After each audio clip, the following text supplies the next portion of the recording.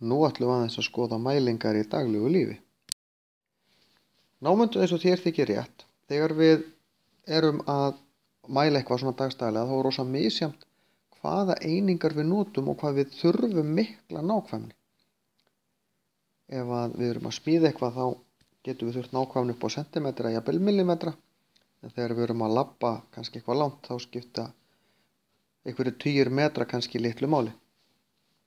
Þannig að hér labba 3839 metra er í raun og veru annars vegar hægt að námunda þetta að bara hreinlega 4 kílómetrum.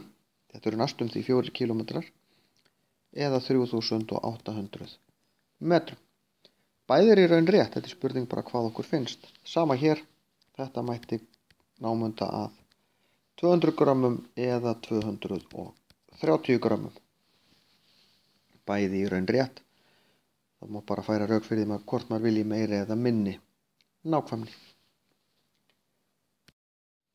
Þegar við erum að námunda þá erum við í raun að sýna alltaf hvaða tölu þetta er nær og tölurnar sem námundast upp í 3,4 er frá 3,35 til 3,44. Allt þarna á milli með báðum þessum tölum meðtöldum námundast í 3,4. Sama hér 2,45 til 2,54. Og hérna 1,95 til 2,04. Þetta eru tölurnar sem námundast í tölurnar sem við erum með hér. Markverðir tölustafir, það eru ákveðnar reglur sem gilda um markverða tölustafi. Þetta eru allir tölustafir í tölunni nema núllin sem eru vinstra megin, það er að segja hérna megin.